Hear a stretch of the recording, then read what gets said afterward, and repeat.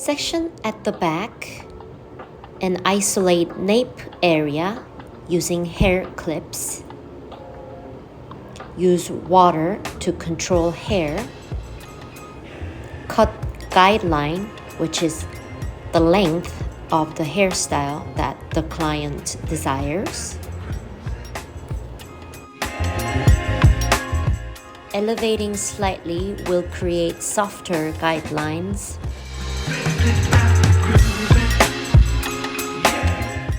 Refine the outline.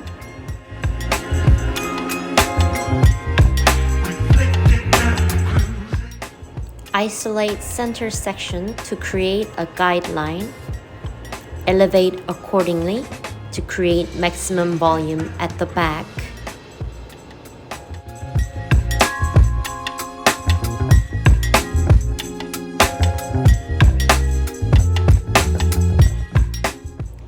Elevate according to the desired design.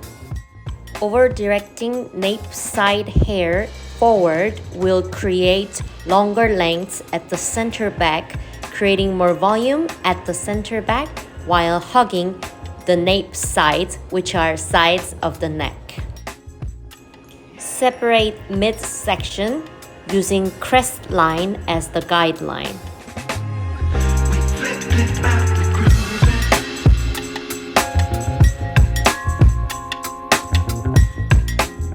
Same as before, isolate center parting to create guideline. I will use graduation in order to create more volume. Direct hair panels forward using center guideline as the guide, ensuring hair remains the longest at the center back, ensuring maximum volume at the center back.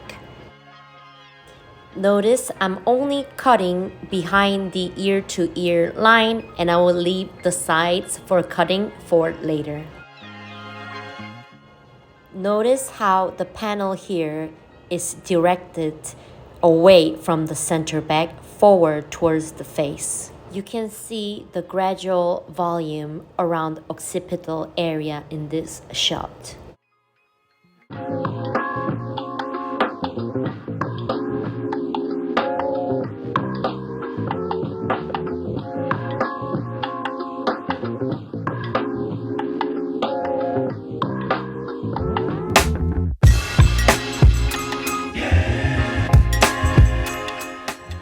Check for balance. For the side, I am directing all hair towards the ear, and this type of distribution will create gradually longer length towards the face, making sure hair will be framing her face. Repeat on the other side.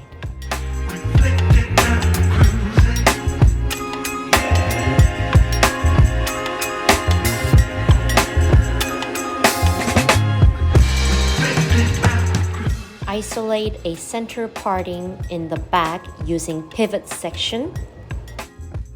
I'm creating a round layer following the curvature of the head.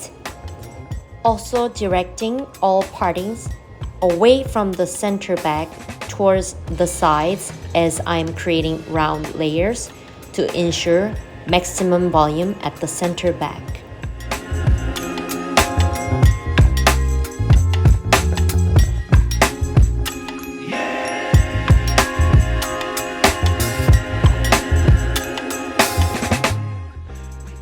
Cross-checking.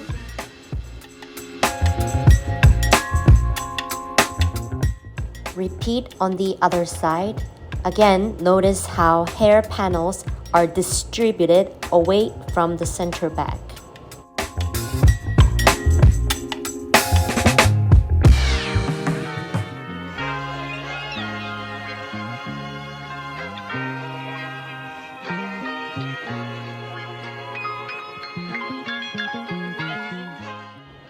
Compared to the back, on the sides, I am using higher angle layers to create slimmer side profile.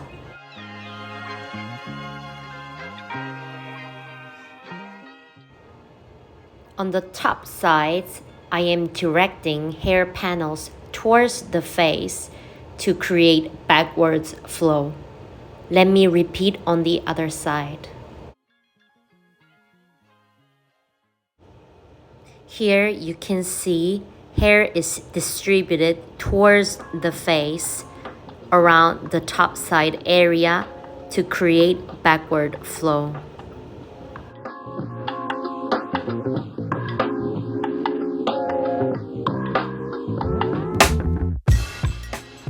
Check for balance. Take a section at the top point to create a guideline.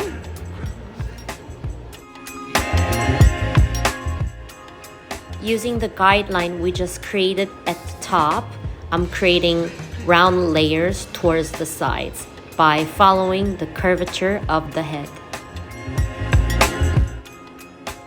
We will now create face framing effect. I will show you when I cut on the other side. Using length of the fringe as the guideline, I'm directing side of the hair towards the face. Then add layers that mimic the flow of the guidelines around the face line.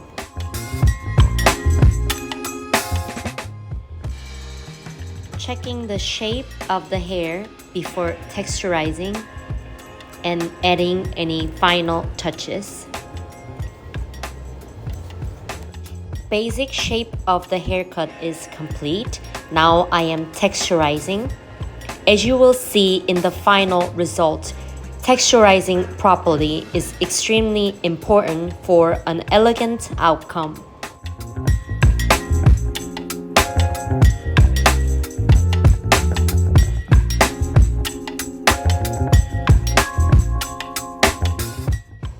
Texturizing techniques and style will vary according to the client and the designer's artistic sensibilities. For this client, I am texturizing in a way to ensure maximum volume at the center back while creating backwards flow around the sides and texturizing the nape area to ensure her hair will be hugging her neck.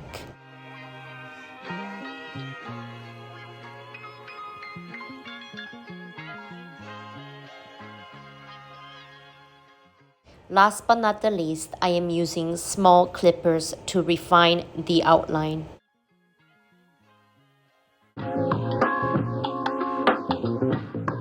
Before completing the haircut, check your work again and do any necessary additional adjustments.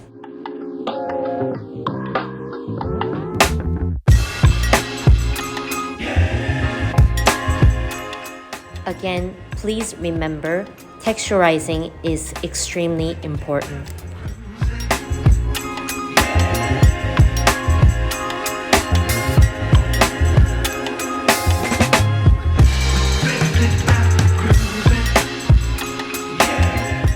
It's time for blow drying and styling, and we will see the results.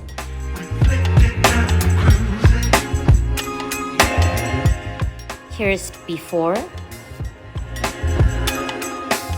and after. You can see the clear differences in the side profile especially. Notice all the textures, creating an elegant and beautiful outcome. Thanks for watching. Please like and subscribe to our channel. Have a wonderful day.